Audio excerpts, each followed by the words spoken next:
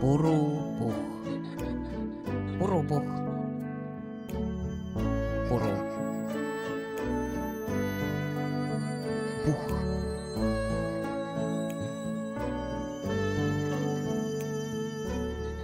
Purupuh. Jänku teadis täpselt, mis ta hõlpsasti saadud suure korviga peale hakkab. Hakkamist oli tal ülearu palju.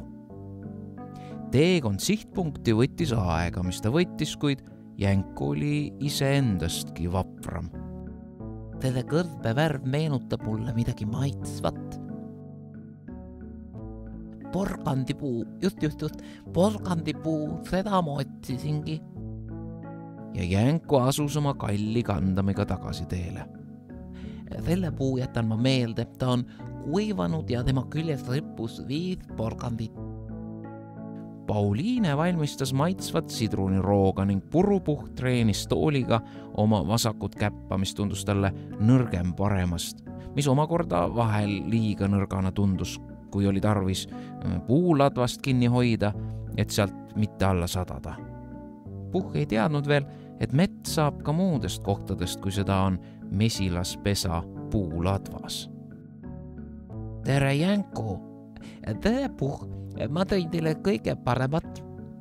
Aitäh! Päris maalased. Kas sa ise kasvatasid? Ei ole. Kõrv kasvatas.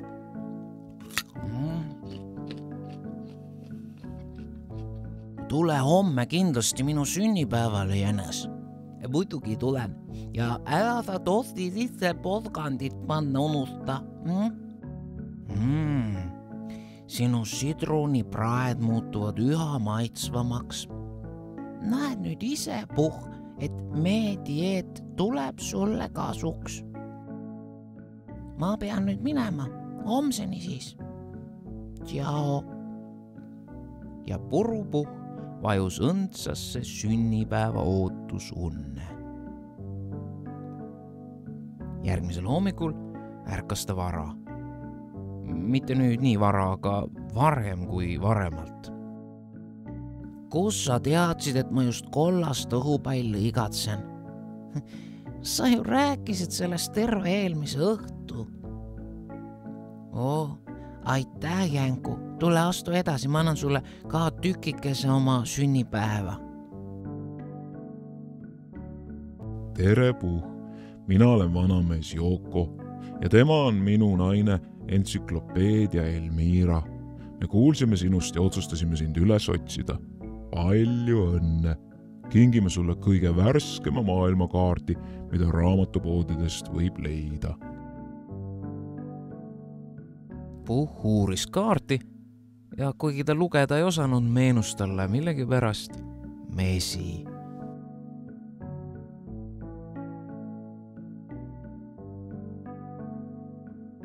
Külalisi aina saabus ja saabus.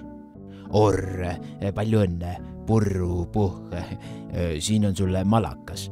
Ja kui ma metsast olin välja jõudnud, meenus mulle, et olin unustanud sulle sünnipäevakingi valida. No ma siis murdsin selle metsapiirilt. Tänan, see kulub kindlasti vitsaks ära. Tere, Notsu! No palju õnne, Puh! Ma vabandan, aga pean ka seekord sulle rohelise õhupalli kinkima, nagu eelmisel 3 aastalgi, sest mu vanaema toob mulle iga kord neid terve kotitäie. Ta töötab ju Keskerakonna nännivabrikus. Tere ja palju õnne. Mina olen Frantsi. Ma mõtlesin end ükskord välja ja tagasi olematuks mõelda ei suutnud, nii et pole hullu. Sa oled täitsa omamoodi huvitav. Sobid hästi mu meremaaliga. Tule edasi. Palju õnne, Puh. Mina olen sokiloom. Tekin tavaliselt segamini sokisahtites. Mu paariline on siiamaani kadunud. Mõtlesin, et õhupalli sul kindlasti pole ja tõin ühe. Aitäh, sokiloom. Oi, tere, kes sina oled? Mina olen Pintsel. Mina maalisin meid kõiki. Mu sõber guašvärv kahjuks tulla ei saanud. Ta oli teistele pintslitele juba külla läinud. Maalisin sulle selle roosi. Tänan. Ja Purupuh asus täitma sünnipäeva lapse aukohust, küünalde tordilt ära puhumine. See õnnestus tal paremini kui eelmisel sünnipäeval, mil tal tort koos küünaldega laualt lahkuda otsustas. Esimene tordiviil proovitud ja pidu võis jätkuda. Kõigile maitses tort väga.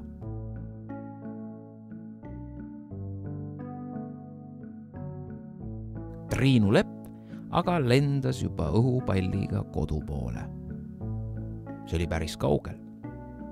Õnneks jätkus õhupallil piisavalt jõudu. Juba paistabki mu kodusaar.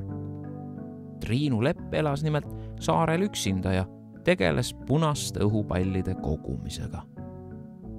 Kahjuks oli torm kõik ta õhupallid minema viinud ning seepärast pidi ta kogumist otsast peale algama. Purupuh aga saatis rõõmsalt minema oma vanad ja uued sõbrad ning pani neile kaasa osa oma sünnipäevast.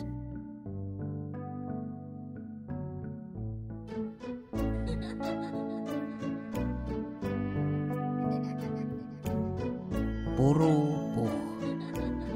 Purupuh. Puru. Puh.